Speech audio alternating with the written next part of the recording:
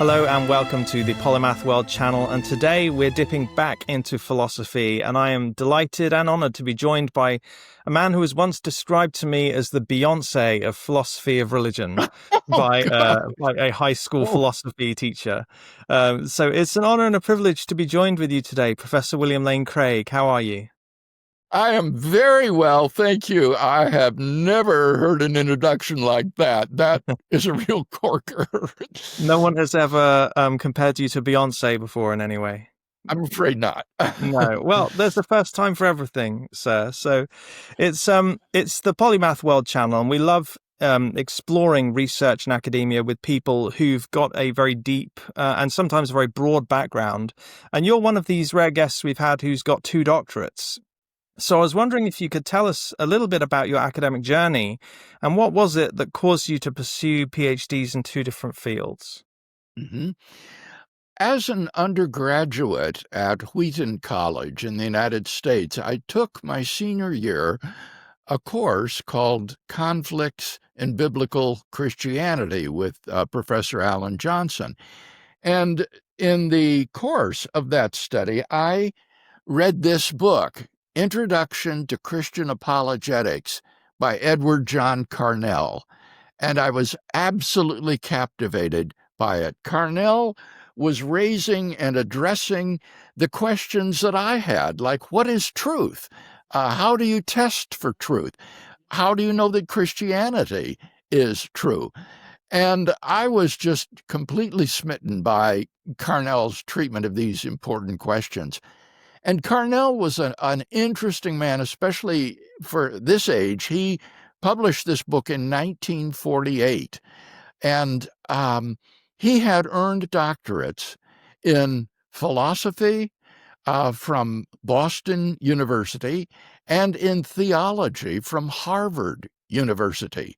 And I thought, what a dream if one could do double doctorates in philosophy and theology. But I never imagined at that time that this would be realistic. Well, in the unfolding of the decades, that opportunity came to me, and I pursued doctoral studies in philosophy at the University of Birmingham in England, and then in theology at the University of Munich in Germany. Yes, I very nearly did my philosophy of science doctorate at Birmingham. It's got a terrific reputation, particularly in philosophy of religion, and there's some terrific people there. Joshua Sijuade's just become lecturer of philosophy of religion there, and I've got some good friends there. It's really a fantastic place to study. You travelled all the way across the Atlantic to do philosophy of religion there. What was the focus of your research, and why did you pick Birmingham? Mm-hmm. I wanted to study the cosmological argument for the existence of God. My senior year at Wheaton, I bought a book on the clearance table at the college bookstore called The Resurrection of Theism by Stuart Hackett. And after graduating, I read this book, and again, I was stunned by it. In my theology classes at Wheaton, I had been taught that there are no good arguments for God's existence, that they'd all been refuted. And while that didn't seem right to me, I thought, well, surely these learned professors know much more than I do. They must surely be right. And therefore, reading Hackett's book was just astonishing to me, because here he was defending arguments for God's existence and refuting every conceivable objection that one could raise against them. And the centerpiece of Hackett's case was this cosmological argument based upon the finitude of the past, the impossibility of an infinite temporal regress of events.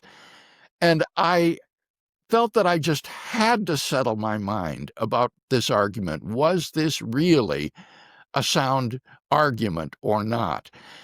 In studying for the graduate record exam in philosophy for graduate school, I read Frederick Copleston's 9-volume A History of Philosophy and discovered the long history that this version of the cosmological argument had had in Western civilization. And I thought, if I can ever go on to do a doctoral degree, I want to write on this argument. Well, at that time, there was almost nowhere in the United States that one could do a doctoral thesis on this sort of subject. And the prime place to do it seemed to be under the direction of John Hick at the University of Birmingham, because Hick had been sympathetic, at least, to arguments for God's existence and had edited a couple of books on the subject. And so I wrote to Hick and asked if I might study under him on the cosmological argument. And he said, yes, come along. And the financing for this was miraculously surprised. And so we spent a few wonderful years in Birmingham studying with Professor Hick. And out of those doctoral studies came 3 books. And this argument, the Kalam Cosmological Argument, which I have since used in presentations and debates on university campuses all over the world. Yes, and this is the work that you're most famous for. John Hick is a giant in philosophy of religion. It must have been absolutely incredible studying under him. It was, and what was so wonderful was he was so fatherly to me. He wasn't imperious or cold and distant. After being there for several weeks, he said, let's drop this professor bit. Call me John.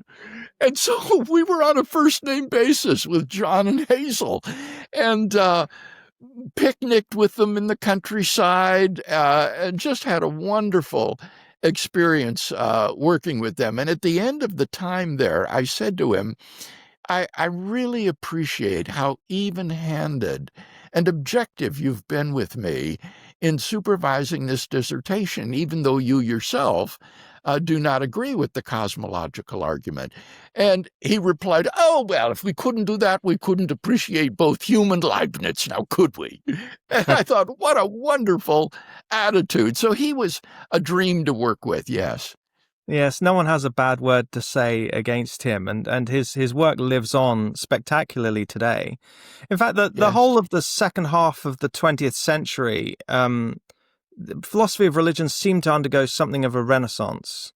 That you have this sort of this rebirth. You go from the 𝐿 McKees of this world, and it's sort of being something of a nonsense no-go place. There are more interesting things in philosophy to do. Yes. But then you have Hick, and you have people like Alvin Plantinga. It must have been a pretty exciting field to work in as the 20th century rolled on. Yes, I finished my doctoral work in 1977 under Hick, and it was in 1974 that Plantinga published his groundbreaking book, The Nature of Necessity. So I had the privilege of being a young philosopher right in the midst of this tremendous renaissance of Christian philosophy in our age. And I am committed to seeing that this revolution goes forward. And in my own work have sought to abet it and propel this movement forward. Well, I'd like to get into what modern philosophy of religion research looks like, but we have to talk about the cosmological argument first. It's, as you said, it's a very old argument, and yet you've sort of brought it back in your own particular way. Could you describe how sort of the growth and the movement of that argument that you brought?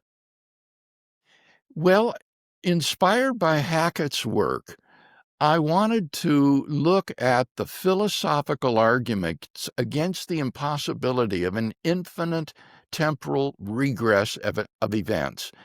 And it seemed to me that you could offer 2 really good arguments that it's impossible for the past series of events to be beginningless. One would be based upon the impossibility of the actual existence of an infinite number of things. And the other would be based upon the impossibility of forming a collection of an actually infinite number of things by adding one member after another. And it seemed to me that both of those arguments were capable of being reformulated and defended in light of modern set theory and mathematics.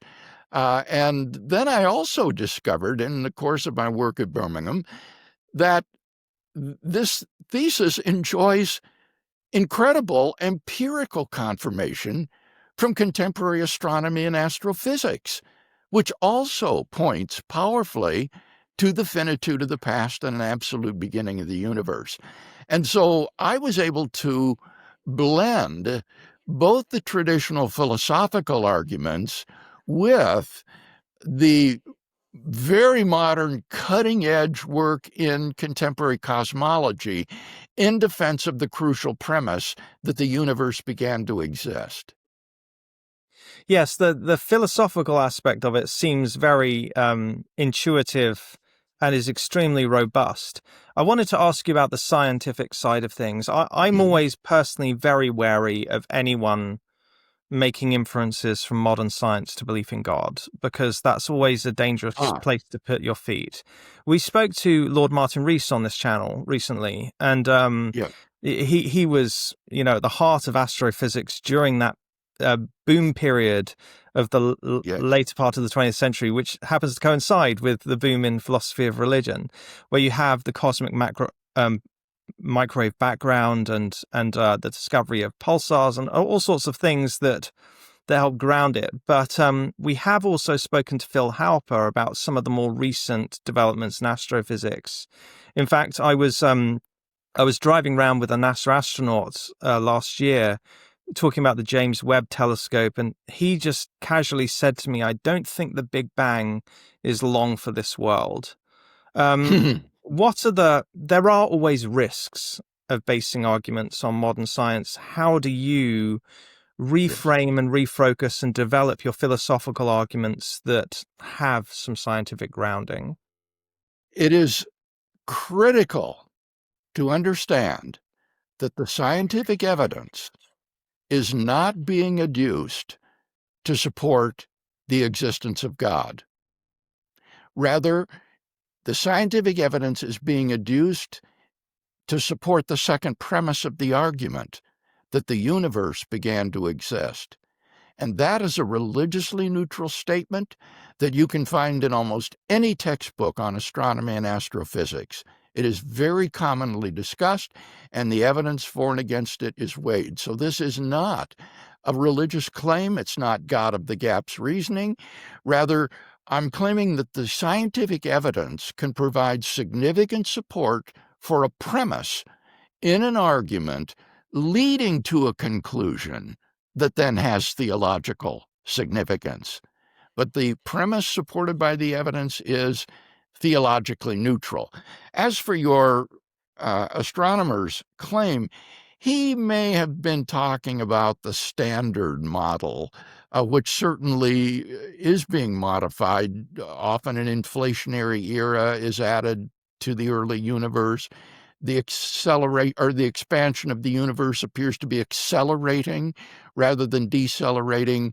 But none of these revisions to the standard model have served to threaten, much less overthrow, the fundamental prediction of the finitude of the past and the beginning of the universe. There are no contemporary, mathematically consistent, physically realistic models of a universe that is infinitely extended into the past. Excellent. Thank you. I want to move to your second doctorate here, because one doctorate is not enough, it seems, for Dr. Craig. So was that your first doctorate, by the way, the philosophy of religion? Yes, it was. So you then go to do a second doctorate. Could you tell us about that? Yes. Having developed this argument for the existence of God, I naturally thought, well, what reasons might be given for thinking that the Christian God exists? The Kalam Cosmological Argument is appealing because it has a broad intersectarian appeal. It has been propounded by Jews, Christians, and Muslims. And so the question then arises, well, which of these great monotheistic faiths has the best claim to truth? And it seemed to me that the resurrection of Jesus provides dramatic historical confirmation of the radical personal claims of Jesus of Nazareth for which he was crucified.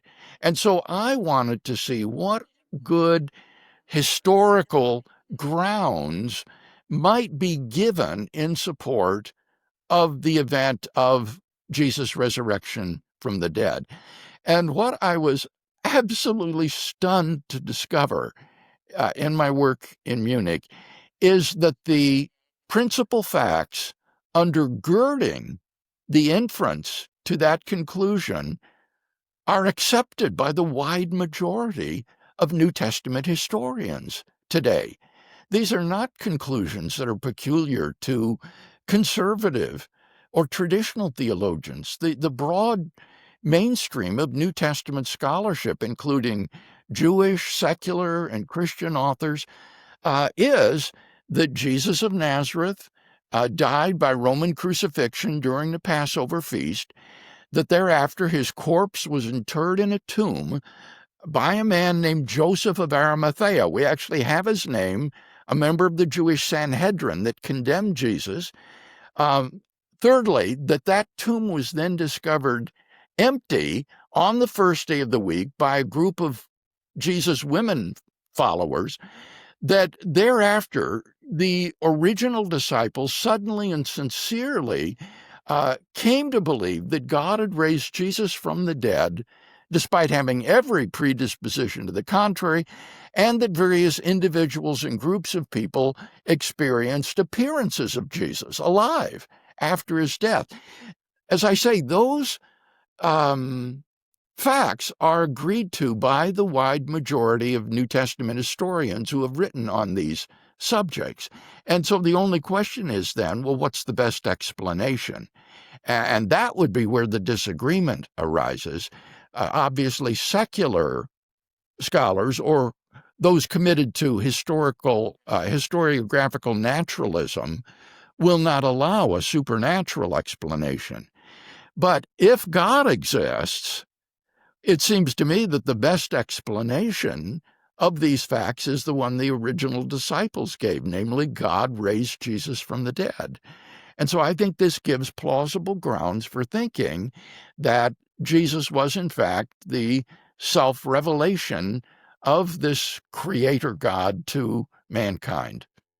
I have a number of questions, but before I get to those, I'm quite curious as to why you did this in Munich, why you decided to go even further into Europe. Once again, the key to doing this research is having a sympathetic supervisor. I had to work at Birmingham because of John Hick. I knew that he could supervise a thesis on the cosmological argument. Wolfhard Pannenberg in Munich was a Protestant theologian who had rocked left-wing German theology by defending the resurrection of Jesus from the dead historically. Pannenberg did not believe in the inspiration and authority of Scripture. He approached them as ordinary historical documents, replete with contradictions and errors and so forth, but nevertheless argued that they contained sufficient historical information to ground the conclusion that God raised Jesus from the dead. And so I thought if I could work with Pannenberg, this would provide me the opportunity for researching this question in depth. Was this doctorate in theology or New Testament studies or biblical studies? It was technically in theology, but in Germany, they didn't distinguish between those various sub-disciplines that you just mentioned. Much of my coursework was in biblical theology, But my main interest is in systematic theology, and so the degree is it's a D.Theol, a doctor of theology, just as a PhD is a doctor of philosophy. So I'm wondering if we could unpack this a little, because my very first degree was in theology, but my wife did biblical studies at Sheffield under James Crossley, who's a very well-known, well-respected non-believing theologian. And yes, I've debated him. Oh yes, of course you have. Lovely man. I'd love to talk to him sometime on this as well. And it did strike me how different studying biblical studies at a British university was to my experience studying theology. And so could you unpack a little for us what the tools of the trade are for doing historical research in antiquity like that? Were you doing textual criticism? Were you translating manuscripts? Were you doing archaeology? What did it look like? No, I was not doing textual criticism. I worked with the Greek text of the New Testament documents and any other relevant documents. Archaeology is peripheral, but it does enter the picture in that the descriptions in the empty tomb narrative of the way in which Jesus was buried is strongly supported by archaeological discoveries concerning the kinds of tombs used by nobility, like members of the Sanhedrin, in the first century at the time of Jesus. And I believe there are actually 4 extant tombs from that time period with a disc-shaped rolling stone that could be rolled across the door or the doorway, just as you have described in the Gospels. So the Gospels do have this kind of archaeological confirmation with respect to the burial and empty tomb narrative. But then for the most part, it's going to be excavating our sources here by trying to find independent, multiple early attestation for these various traditions regarding the burial of Jesus, the empty tomb, these post-mortem appearances, what the first disciples actually believed, and how you would best explain that, the origin of that belief. That's the kind of work that I was involved in. Fascinating. There's so many questions we could dig into just on that. It does seem, in fact, a little anecdote just to illustrate this. Between my undergraduate in theology and my master's in theology, Nazareth was discovered and excavated. And I remember that being a really big deal, coming back into master's research, that there was so much modern new information. It does seem like theology, biblical studies, and New Testament studies are undergoing something of their own renaissance at the moment. At Oxford, just down the road from me, there are so many still ancient manuscripts from the Dead Sea collection that still haven't even been translated and catalogued yet. Yes. And I'm aware of some technological breakthroughs with lasers and X-rays, being able to read and access manuscripts that are too fragile to touch. So you can't turn the page without breaking it, but now you can use this technology to read manuscripts that are so old, but they would break if you touch them. Can you speak into a little bit about the modern state of these fields and what's exploding with them? I think that what those studies provide is principally deeper insight into the sociocultural background against which the New Testament was written. It's highly unlikely that we are going to discover any further primary sources attesting to the resurrection of Jesus or the empty tomb or the post-mortem appearances. That just seems highly, highly improbable. But these sorts of studies, as you say, provide very important background information, for example, about Jewish Second Temple beliefs concerning the afterlife, the resurrection of the dead and what they were looking for. And enables us to contrast with these typical Jewish beliefs the disciples' belief in the resurrection of Jesus from the dead, which, as I said, contradicts their predispositions and their typical Jewish mindset. And that then requires or calls for some sort of an explanation for these differences. So the kind of studies that you describe, I think, are very, very helpful in illuminating these New Testament backgrounds.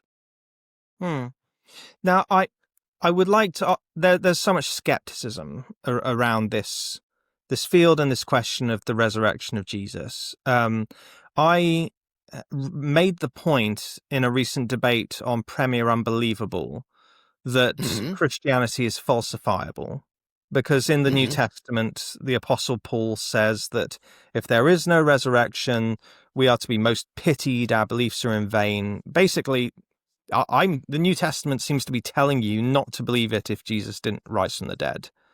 And your doctorate is in this, and you've published a great deal on this. But we are dealing with history, and we are dealing with a miracle. And people were critical of me making that point, citing David Hume, that you can't prove a miracle. It's the least probable thing. So I want to put to you here, Professor Craig, is Christianity, in fact, falsifiable? Well, yes, I think it is.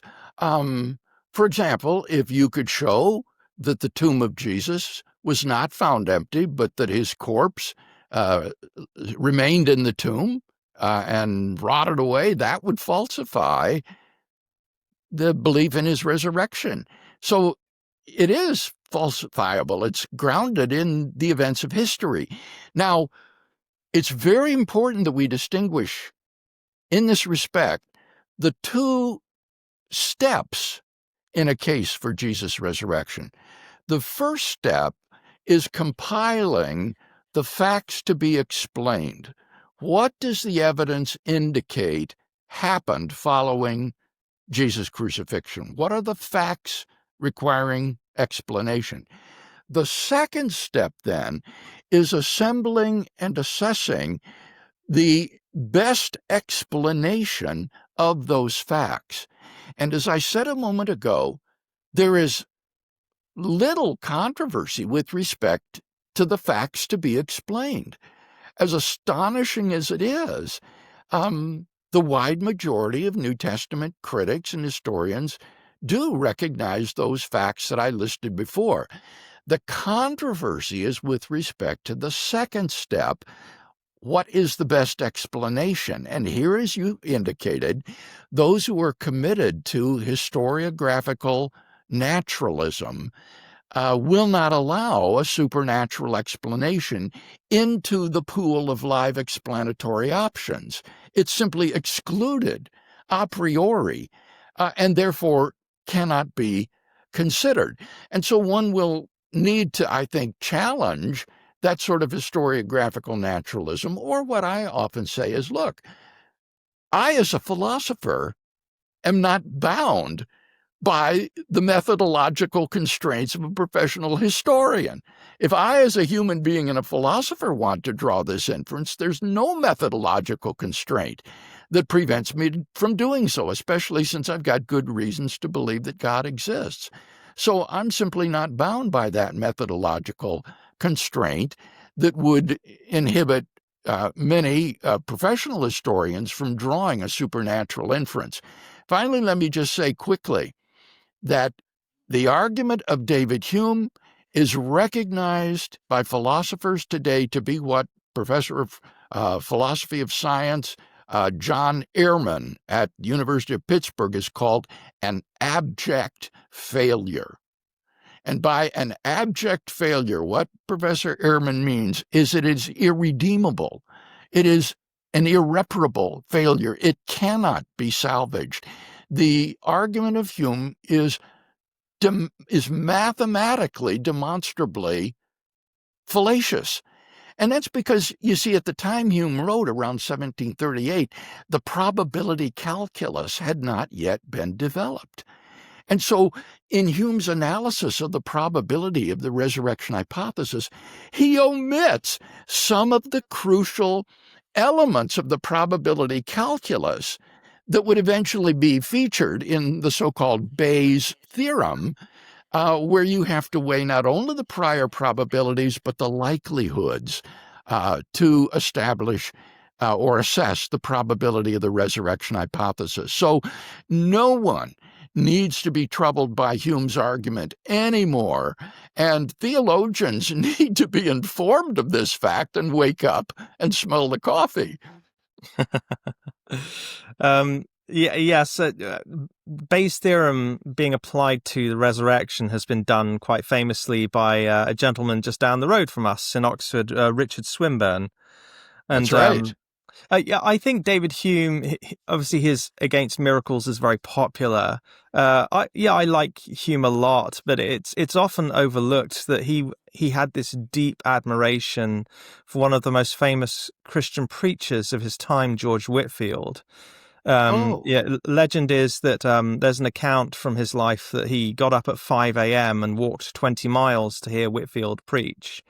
And Wow. And was a huge admirer of him, spoke of his admiration of him, and he wrote one of the obituaries for George Whitefield when Whitefield died, which is extremely glowing. So Hume's relationship with religious faith is certainly more complicated than people acknowledge. Wow. Well, wouldn't it be something if we were to see David Hume in heaven? Anthony Flew made a tremendous conversion late in his life. And he was a Humean for a time, so who knows? I'm glad you raised that, because one of my favorite debates, not just of yours, but that I've seen, was your 1998 debate with Dr. Flew. Could you give us some insight into that? I mean, it's really remarkable, but debates is something that you're very famous for. Yeah. Well, it was funny. We had a dinner prior to the evening debate, and you could tell that Anthony Flew was very nervous. And he muttered at one point, he says, "My wife told me I should never have gotten into this." And when the debate began, he went up to the microphone and began to speak, and his microphone wouldn't function. It was somehow turned off. And so people began to yell from the audience, "Can't hear you, speak up."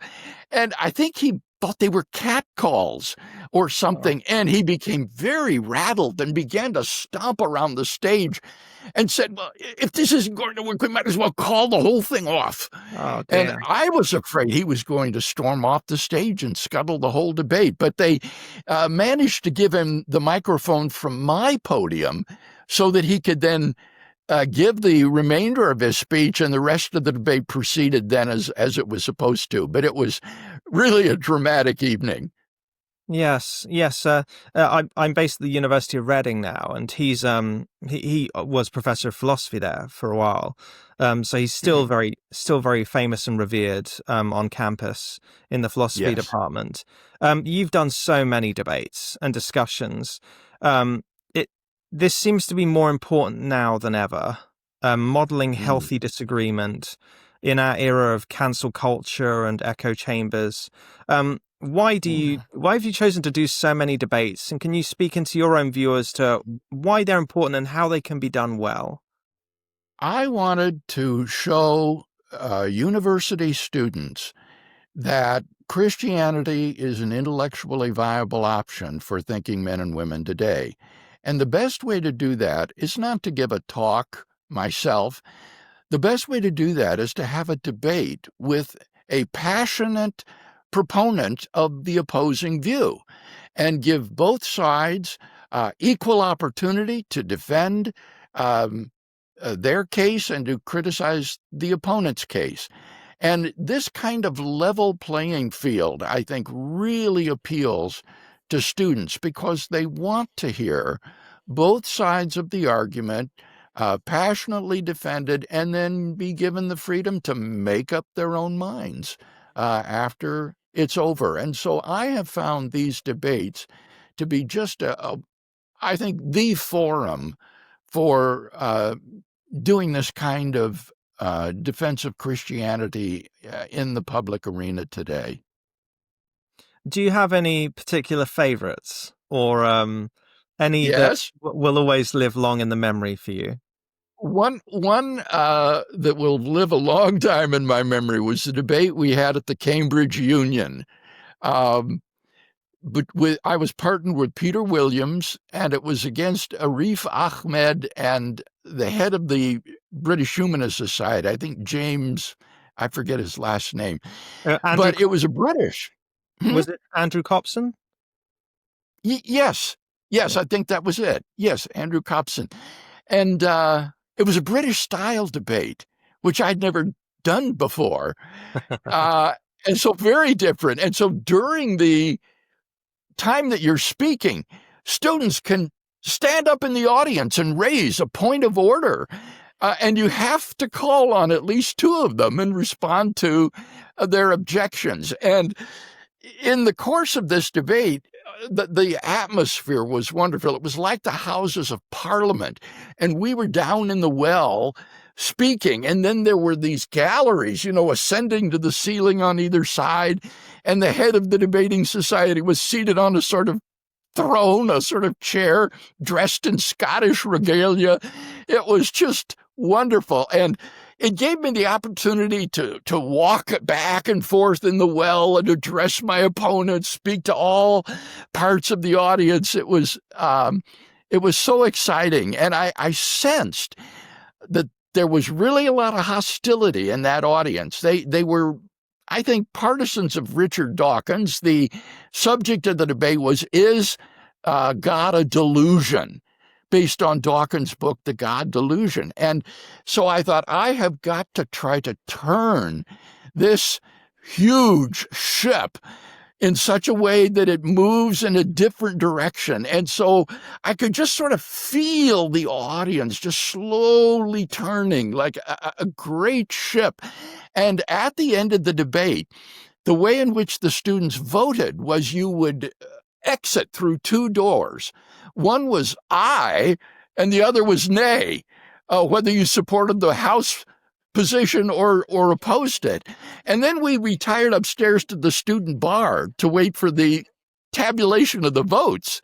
And a girl then came into the bar with a brass bell, ringing this brass bell, hear you, and she announced the vote, and Peter Williams and I had won by something like 15 votes out of all the hundreds that were there. So it was just a wonderful victory, really exciting.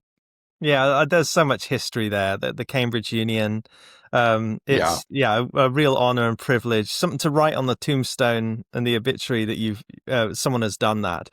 I hope you get the opportunity to do it again sometime. I notice you have engaged with senior academics like Anthony Flew, but also the young guns who are sort of coming through, like Alex O'Connor, Stephen Woodford, both gentlemen I'm familiar with. You seem to be happy to talk to anybody. So again, modeling That's this not well. Quite true. Okay, that's not quite true. I do insist that my interlocutor or opponent be qualified in some way to engage in these debates. So there are a lot of internet infidel types that I simply will not appear on a platform with because I don't think they've earned it. I'm not going to provide them such a platform. But I've been quite happy to appear on Alex O'Connor's podcast. He is an excellent interviewer. And while I wouldn't want to put Alex into the position of having to defend atheism, I don't want to push him into that position. I'm very happy to dialogue with him in an interview setting. So I distinguish between a debate where you have two opposing positions and a resolution and a dialogue or a conversation. Yes, that makes sense. I agree with that. Back to philosophy of religion. We talked about what modern research looks like in theology and biblical studies and New Testament studies. What does your week-to-week, month-to-month research in philosophy of religion look like? Yeah. The transformation in contemporary philosophy of religion is largely the child of analytic philosophy.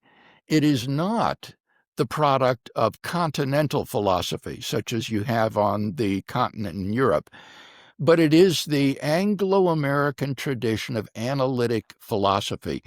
And this type of philosophy prizes clear definitions, logical argumentation, clear statement of premises and inferences.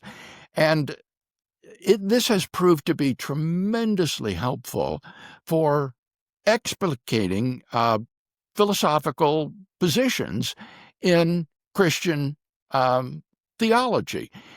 And so I, for example, am currently working on the doctrine of the Eucharist.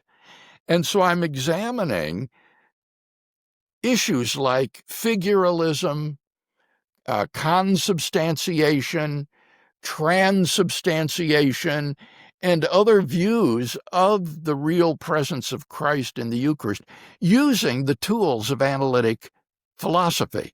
So just today, for example, I was exploring René Descartes' alternative account of transubstantiation, where he, rather than appealing to substance and accidents, appeals to primary and secondary sense perceptions. And then I began to work on the spatial location relations that have been identified by contemporary philosophers of space and time, and applying these to the body and blood of Christ in asking, what does it mean to say that Christ's body and blood are located in the Eucharist? How should we understand the spatial occupation relation? So those would be examples of employing the tools of analytic philosophy to analyze and unpack very traditional theological questions. I have a really lovely relationship with Professor Peter Atkins, who's very well known for being a very, very strict atheist. Probably Yes. he's probably the strongest atheist I've ever met, and I can hear his voice in my head right now. Shouting nonsense. It's not rigorous like the sciences. The criticism of the humanities in general, not just philosophy and theology, is that they lack the rigor of the sciences. So, how would you answer that? Well, you should listen to the two debates that I had with Professor Atkins. I've debated him more than once in Great Britain. Oh, no, pardon me. Once in Atlanta, Georgia, at the Carter Center, and then once at the University of Manchester in Great Britain. And I think it was clear which way the evidence pointed in those debates. The fact is that by the application of analytic philosophy to these traditional theological questions, there is a tremendous amount of rigor that is introduced to them because ambiguity, sloppiness are expelled through the use of analytic philosophy to clarify concepts, to identify premises, and to emphasize logical validity in one's inferences. And this has really made it very rigorous. And so I have to tell you that over and over and over again, when I meet people who say, "Oh, we've appreciated your work so much, it's really helped me," we say, "What field are you in?" And they say, "Engineering." Engineers love my material. And they tell me it's because engineering prizes logical consistency and the sort of rigor that you talk about. You can't construct bridges and highways being sloppy and careless. So engineers prize these qualities, and they see this, thankfully, in my work. Yes, and Oxford University very much one of the hubs for analytic philosophy in present and historically. And for the layman doesn't always understand that analytic philosophy rooted in logic is a world of difference from continental philosophy and It those sorts is. of things. I would like to get to your religious faith. Do you belong to a particular church tradition? I wouldn't put it that way. We have typically attended a church in our local community that we find meets our spiritual needs, where we can worship God in a meaningful way. So, for example, when I was at the University of Birmingham, we actually attended a Brethren church, which we had never done before. It was a church that had no pastor, no paid minister. It was simply led by lay elders. And it was really wonderful. It was Duke Street Chapel in Sutton Coldfield. So that was our parish then. When we went to Munich, however, we attended the Evangelische Freie Gemeinde in the Goetheplatz, which is the Protestant free church, not part of the state church like the Reformed and Lutheran, but it was a free church. And then since coming back to the United States, we've been attending a Baptist church here in our local community. So we switch around. That's got to be quite a rich experience. Yeah. Yeah, more than any guest that I've spoken to, you are very outgoing and public about your religious beliefs and background. How do you manage the tension or the challenge that can come with being an academic, being a professor, and publishing peer-reviewed research, while also being quite evangelistic in your work? I think what has been really important for me is taking to heart the words of Jesus to seek the praise of God and not men. I have to care for nothing what my academic colleagues might think of me, whether they would mock my faith. That's less important to me than what the Lord thinks of me and whether or not I'm being faithful to Him and to my calling. And so my goal is to be faithful to Christ, but to also do absolutely first-rate work in my discipline that cannot be ignored, and then just let the chips fall where they may. And I know that I've had mixed results to that.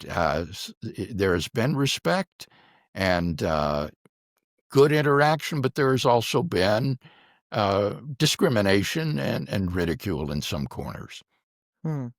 Well, yeah, that's quite impressive, because you've written a lot of textbooks. You've sit in charge of a few journals, I believe, as well.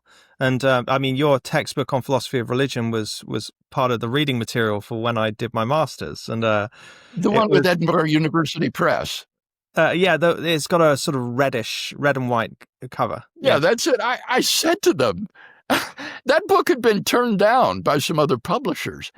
And I said to the folks at Edinburgh University Press, why did you give me a contract for this book? It's very conservative. And they said, that's exactly why we wanted it. Right. So Excellent. They were looking for a voice from the other direction. Excellent. Well, Edinburgh is one of the outstanding universities in Britain for science, philosophy, and religion. Really, really quite terrific. And I have friends who studied there and loved every second of it. Well, that worked out for you, and it worked out for me as well. Yes, when it comes to your faith and being out there as a public but well-recognized believing academic, what are the really great things about that, and what are the biggest challenges of that? Well, I think that one of the biggest challenges is to make sure that your walk matches your talk. And what that requires is that I mind my marriage and my relationship with my wife. We've been married now for over 50 years, I'm pleased to say, and she has been my right arm in this ministry, or to change the metaphor, the wind beneath my wings. And so that is really, really important, lest one achieve academic success at the expense of personal failure. And so I try to watch myself to avoid compromising situations and to keep my life pure, to have an ethical life. And I hope that doesn't sound pharisaical or self-righteous. I'm just saying I want to try to live a good ethical life. Wow, that's an extraordinary answer.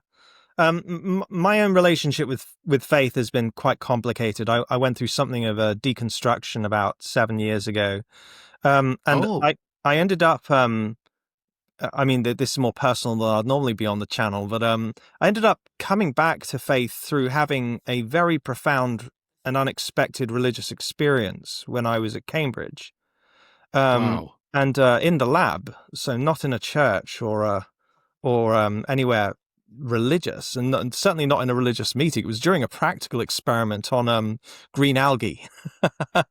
And I've been through a lot of therapy about it, trying to unpack it, but it's just a really wonderful experience that I have no explanation for. Wow. But I say that because I was struck just how many religious believers there were in Cambridge, in the faculty. As well as more so in the faculty than in the students, and I was in the sciences, still am in the sciences. So, but yes. But none of them are sort of quite as out there as you are. Yes, my British friends have told me this about myself. They attribute it to my being an American. They say we Brits are more reserved about our personal religious beliefs and not so out there as you are. But I suppose it's just a personality difference. Well, I have to ask you here about apologetics, because although I wanted to dig into your academic life, your biggest legacy, apart from the cosmological argument, will probably be in Christian apologetics. I think that's fair to say. Now, I had never even heard of apologetics until Richard Dawkins. It seems that Really? the new atheism seemed to sort of awaken this. I really think this. My friend Justin Brierley has said this, that new atheism seemed to sort of awaken an intellectual vein in the church that had been dormant.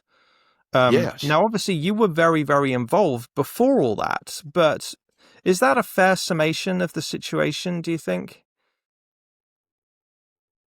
Yes, I do think so.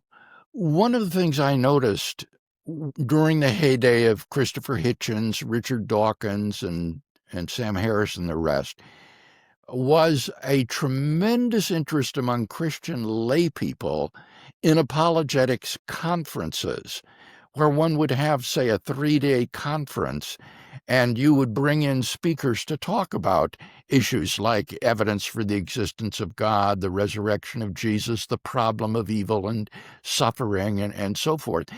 And I think that the tremendous interest in these conferences among lay people was in part sparked by the feeling of inadequacy that they had as a result of the attacks of the new atheists that they were uncertain how to respond to. We've talked about renaissances going on quite a lot during this conversation. Religious apologetics seems to have a great deal of interest in it. That might be down to social media. Yeah. Especially when you look at it in the long run. If you look at the discipline of Christian apologetics back when Carnell wrote, in the late 1940s and 50s, there was nothing. there was almost nothing at that time. All you had was Gordon Clark and Cornelius Van Til. And what has happened with the renaissance of Christian philosophy, this has spurred this tremendous interest as well in Christian apologetics because it's so naturally related to it. And so compared to those days of the 1950s and 60s, it's like night and day when you look at the interest there is today. And this is evident in publishing. The books that are being published in this area, they're just flowing out of the presses. Even Oxford University Press publishes books in Christian apologetics because they sell. Mm. I think in terms of, we've also talked about rigor.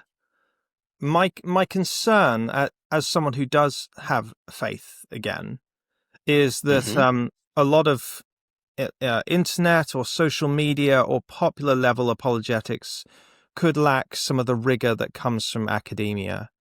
Yes. And it seems like YouTube apologetics channels are a dime a dozen. The danger for someone in your position, if you're asked questions about science, is not being a scientist. But Sure. you have authority in philosophy, you have authority in theology, but you're going to have to answer questions about things that are not your field. How can the Christian world ensure that there's a decent level of rigor, but also respect for research? Well, certainly we need to encourage people to go into these sciences. And you mentioned that at Cambridge University, there's a considerable number of Christians in these various fields. And for those of us who are scientific laymen, like myself, we should make a concerted effort to try to understand the contemporary scientific view of the world. And so I have made a very strong effort to try to understand, for example, relativity theory, both special and general, and quantum theory. I've been doing a little dabbling in organic chemistry and origin of life studies, evolutionary biology. I want to understand responsibly the contours of the modern scientific worldview. And all I would ask from my secular colleagues in the sciences is that they would make an equal effort to try to understand theology and philosophy rather than presuming to speak in areas of philosophy and theology without having made such an effort. You mentioned Sir Martin Rees. I met him several years ago on the way to Cambridge, on the train from London, on the way to do that debate that I mentioned in the Cambridge Union. And we got to talking about Stephen Hawking. And Martin Rees said, Stephen Hawking has had no training in philosophy, and he knows even less about theology. And so just did not think a great deal of Hawking's claims to have eliminated the creator or have gotten rid of the grand design and things of that sort. So I appreciate how difficult it is to cross these disciplinary lines. And I would just ask people on the other side to make a real effort to understand philosophy and theology in the same way that I've made a sincere and concerted effort to understand the various sciences. Yes, that's outstanding. It's absolutely true. I love Martin so much. He's just a wonderful person. He's been very generous and kind to me, and it's been always such an honor every time I get to meet him or speak to him. But he's very interesting because he attends his local church but has no belief whatsoever. But he sees it as very important. In fact, he emailed me one of his sermons, which was just like reading one of Martin's books. didn't really resemble any sermon I'd ever heard. Speaking personally, again, I hold things a lot more loosely than I used to. I sort of I'm a lot slower to say that I know things with certainty. And perhaps that just comes from being that maybe that's just part of the life of a researcher. I wondered, as someone who deals with, well, as someone who runs a program called Reasonable Faith, the jump from reason to sort of a Kierkegaardian leap of faith. You can present people with evidence, but particularly when you're dealing with history and dealing with the miraculous, how does, in your wealth of experience, someone go from the reasonable case of thinking through the evidence for belief to then that Kierkegaardian leap? Yes. I wouldn't characterize the leap as Kierkegaardian. For Kierkegaard, the leap of faith was a blind leap into the dark. It was a criterion-less leap. And I want to say is that step of faith is in line with where the evidence points. Truly, there is a step of faith and commitment that needs to be made, but it's not without evidence, and it's certainly not contrary to the evidence. And so that's why I like the modesty of the phrase reasonable faith. It's not about certainty. It's saying that this is a reasonable thing for you to do, to have faith in Christ. And that modest conclusion, I think, is well established. Thank you. I'm conscious that I've already taken an hour here of your time, but if people want to, do tell us about anything that you're working on or any new works you've released. Tell us about Reasonable Faith. Well, you mentioned that my legacy would be in Christian apologetics, but I personally hope that it will not be that. I am currently writing a 5-volume systematic philosophical theology that I hope will continue to influence contemporary philosophy and theology for generations to come. I got the idea for this work from John Hick. I asked him one day, standing in his office, what he wanted to do next. And he said, I thought I'd write a systematic philosophical theology. And I thought, what a novel idea, what an undertaking. It seemed to me impossible to think of doing such a thing. But in recent years, my wife Jan has encouraged me to undertake this monumental project. And so 5 years ago, when the COVID pandemic hit, and I canceled all of my speaking engagements and began to stay home, I began working on this systematic philosophical theology. And the first 2 volumes have now appeared with Wiley Blackwell in Oxford, and other volumes are in the works, and I'm currently working on the final volume 5 at this time. Is this in any way connected to the fact it's probably been a century since Frederick Copleston that you mentioned earlier? Didn't he write 5 volumes or 6 volumes? Well, he had a 9-volume history of philosophy that was monumental. I wouldn't think to compare myself with Frederick Copleston, but I do think that this work compares very well with the work of contemporary systematic theologians like Wolfhard Pannenberg and Paul Tillich and others. These fellows did not have the advantage of analytic philosophy in doing their work. And I think my ability to bring to the table analytic philosophy in analyzing traditional Christian doctrines will make a unique contribution in this work. Wow, yeah, what a legacy that would be. If people want to find out more about you or find your books, where should they go?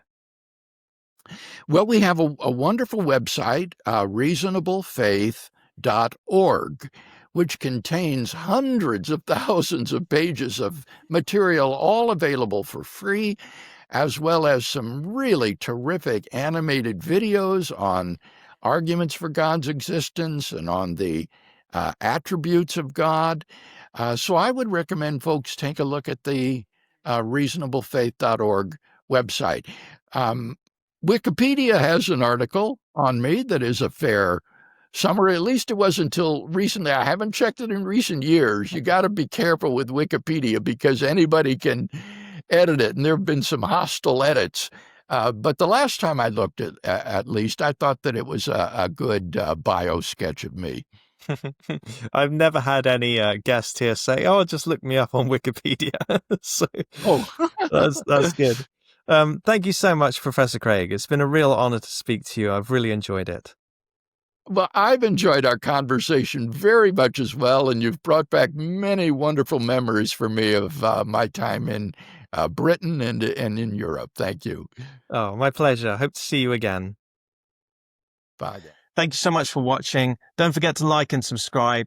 Stay tuned for more amazing conversations with incredible researchers who are changing the world we live in and driving humanity forward. Feel free to check out my Instagram at polymath_Sam or go to my website at www.sam-McKee.co.uk.